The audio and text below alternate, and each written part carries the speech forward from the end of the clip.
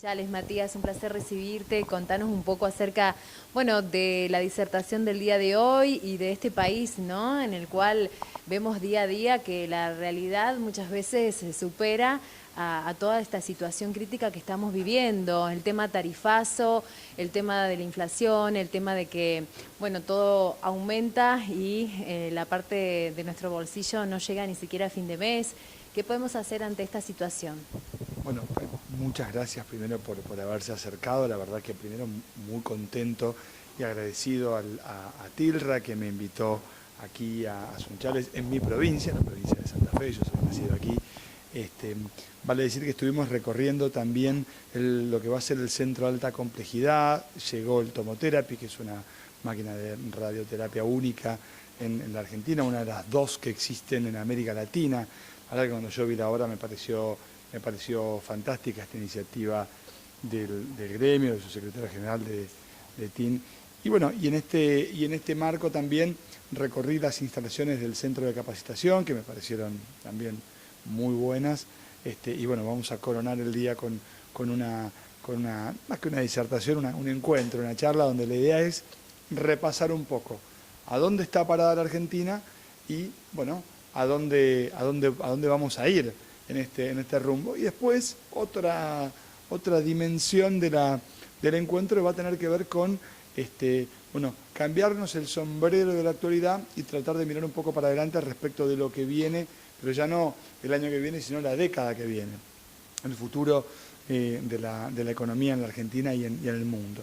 Respecto de tu otra pregunta, de lo que tiene que ver con lo que estamos padeciendo los argentinos por estos días, en realidad no es que por estos días estamos padeciéndolo, lo que vemos es una gota más que va llenando un vaso, que es el vaso de la paciencia, que tiene que ver con una decisión de política económica del Poder Ejecutivo y que en este sentido, bueno, marca, nos cuenta que llegar a fin de mes, como decís vos, es una tarea complicada. Yo creo que la vara para medir la efectividad de un gobierno es cuán difícil o cuán fácil es para su gente llegar a fin de mes a lo largo de la gestión. Y yo creo que hoy, bueno, el gobierno tiene serias dificultades para poder mostrar éxitos en lo que tiene que ver con haber mejorado el poder de compra de los salarios. Lo que no quiere decir que hayan hecho todo mal. Yo en este sentido trato de ser, a pesar de que personalmente estoy en la oposición, creo que la Argentina que viene tiene que tratar de sostenerse en discusiones un poco más razonables y no catastróficas. Por estos días lo que está claro es que respecto de las tarifas vos tenés un escenario en donde, para ponerlo en términos no técnicos, lo que antes te costaba por ahí medio día de trabajo para pagar la luz, el gas, el agua y el transporte, sobre todo en el área metropolitana de la Ciudad de Buenos Aires, o sea, capital y conurbano bonaerense, donde estaban de manera bastante injusta casi todos los subsidios nacionales, lo que antes costaba mediodía, hoy te cuesta, después de 2 años y medio, casi 2 días y medio de trabajo. Entonces, lo que te queda disponible para consumir es una proporción menor de tu salario. Entonces vos tenés por un lado consumidores que tienen menos dinero para gastar, bolsillos más flacos, como decía mi abuela. Y por otro lado tenés negocios, comercios, emprendimientos que tienen por su parte una ecuación económica mucho más castigada. No hablamos de la gran empresa, del gran banco, hablamos de quien a mí me parece más relevante en la economía nacional, que es lo que explica el 95% de nuestro empleo y que es lo que tiene que ver con el negocio de barrio, con el emprendimiento, con el empresario chico, con el empresario pyme. Ese empresario ve que la demanda está floja y que además su ecuación económica está estresada, está complicada porque los costos le suben y no puede decir, bueno, no importa que suban los costos, que yo achique mi margen porque vendo mucho más. Tenés menos margen y no vendés mucho más. Y allí se encuentra un poco trabada hoy la situación de la Argentina. Se acaba de conocer hace unas horas el índice de confianza del consumidor, que es el índice que mide la performance del gobierno en términos de la percepción del público, lo releva la Universidad de Itela hace muchos años, y el índice de confianza del gobierno. Lo vamos a tratar seguidamente en este encuentro. Y lo que es cierto es que estamos en el peor momento desde el punto de vista de la confianza del gobierno por parte del público. Dicho esto, y hablando de la parte fiscal, si querés después hablamos del dólar, es razonable que esto suceda porque el gobierno tiene una lectura respecto de cómo administrar las malas noticias que está siendo bastante coherente ahora como lo fue el año pasado. Todas las malas noticias juntas y lejos de las elecciones. Por eso están tratando de que hasta mayo tengas esta dinámica complicada. Abril va a cerrar seguramente con una inflación en torno de 2,5 puntos y esto quiere decir que los primeros 9 meses del año estarán en torno de 9,5 puntos. Ya veremos luego que en mayo y sobre todo junio se desacelera esta tasa de inflación, pero claro, con salarios negociados en torno de 15 puntos y un gobierno que no promovió la negociación con la cláusula gatillo, el escenario se plantea en términos de pérdida del poder adquisitivo del salario, bueno, y un resto del año que por ahora es un gran signo de pregunta. Si el trabajador, el que tiene que levantarse todos los días temprano para traer el mango a su casa, ¿no? Diríamos, la clase media, el productor agropecuario, el docente, no se ve beneficiado en esto. ¿Quiénes se benefician? Mira, el gobierno entiende que tiene que promover un modelo que suponga estabilizar las cuentas públicas y el beneficio supone que viene más adelante. ¿Cuándo? Esa es la pregunta del millón, ¿no? Lo mismo que cuando decían que llegaban las inversiones extranjeras. ¿Qué pasa con todo eso? Bien, a ver, el gobierno te viene prometiendo el segundo semestre, lo que no queda claro es de qué año el segundo semestre, o sea, va a llegar en algún segundo semestre. La economía argentina está creciendo, o sea, porque esto es lo particular y lo que me parece que hay que entender para no poner el análisis en términos de un dramatismo que técnicamente no se puede sostener. Uno puede decir, llegar a fin de mes es mucho más difícil que antes, pero a mí me interesa discutir el modelo de país, porque si no mañana lo resuelve con una medida coyuntural, pero el modelo de país es una economía que efectivamente está creciendo y está generando empleo. Ahora, genera empleo porque hay más monotributistas sociales trabajando y por otra parte vos tenés un modelo que va concentrando la economía de una manera determinada, que vas a tener 5 millones de personas que les va bien y 37 millones de personas que no es que les va pésimo, sino que, bueno, tienen un salario pauperizado en los sectores medios, probablemente los sectores bajos suban 2 o 3 escalones y los medios se caigan 7. Muy parecido a los modelos como el de Chile, en donde no hay algo tan particular como en la Argentina, una clase media tan fuerte.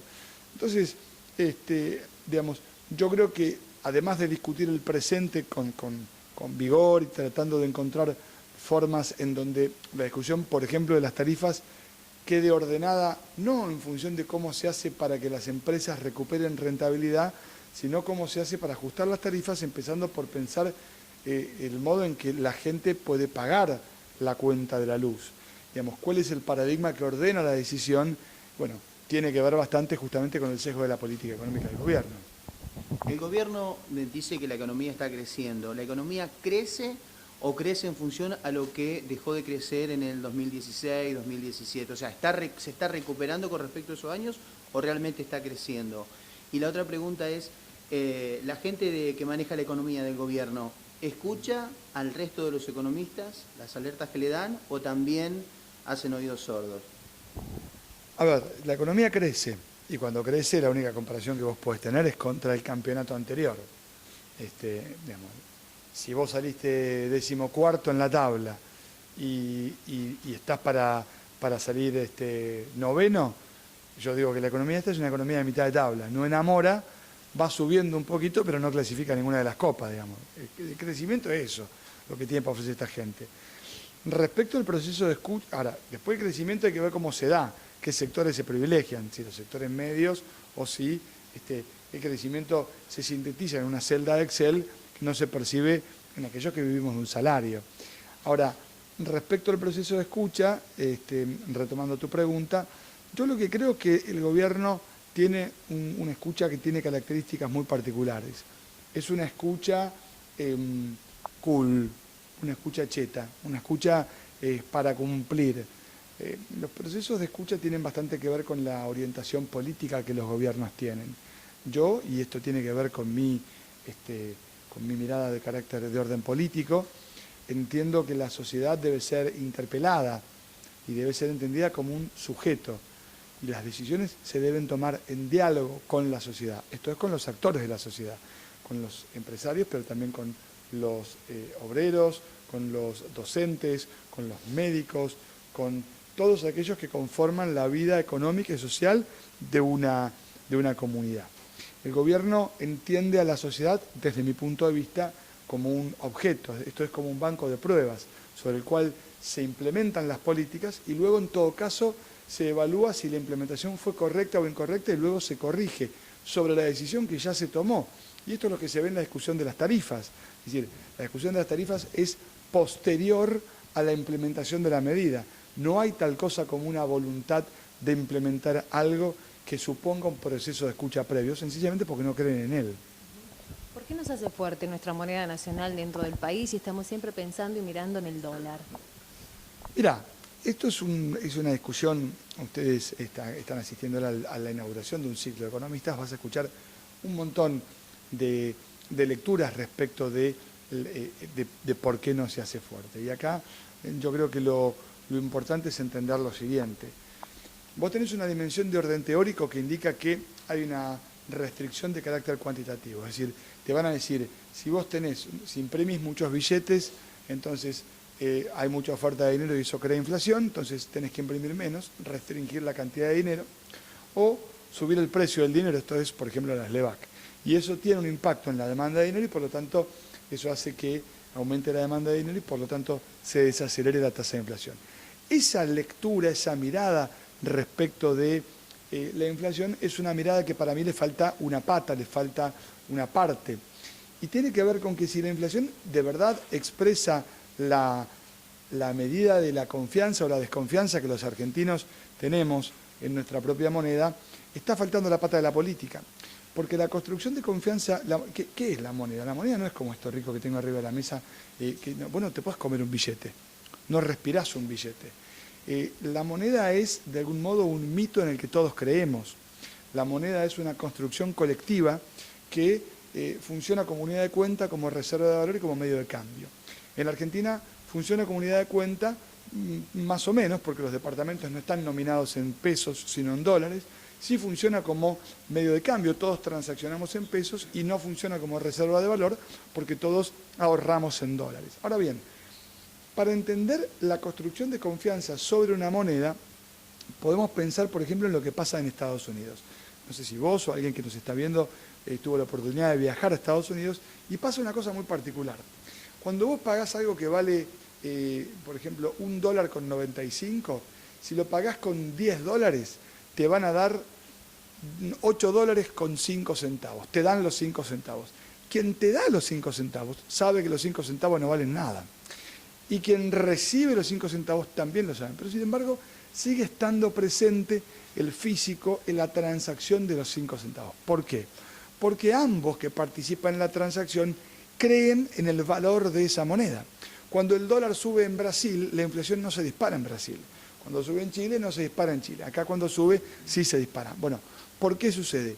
Porque la construcción de la confianza en una moneda es algo mucho más relevante que la síntesis de una política estrictamente monetaria, sino que nos representa como nación. Exacto, falta el sentido de pertenencia. Si viajamos a Brasil nos damos cuenta que cuando querés adquirir algo no te aceptan ni siquiera el dólar ni el peso argentino. En el caso nuestro son súper nacionalistas en el tema de su moneda y lo defienden a rajatabla el tema del real, más allá de si está bien o mal económicamente Brasil. No hace falta tampoco irnos tan lejos, estamos en un país vecino y yo lo que veo es que a medida que pasan los gobiernos hay una falta de confianza de parte de todos nosotros con respecto, al sentido de pertenencia del ser nacional, ¿no?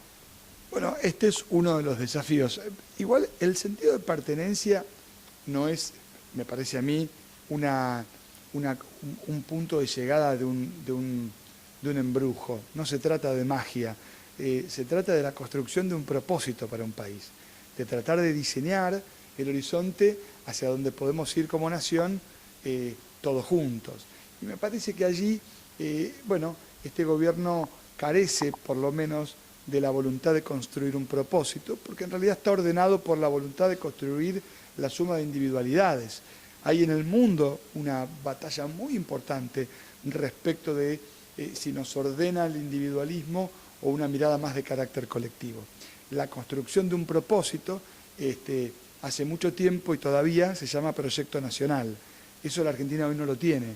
Y no se trata de que tenga una bandera política, porque no importa el sesgo que tenga, lo importante es que exista. Pero para que exista hay que entender que no existen los proyectos nacionales que surjan de la lectura de un algoritmo ni de la mirada científica y atenta de lo que surge de las redes sociales.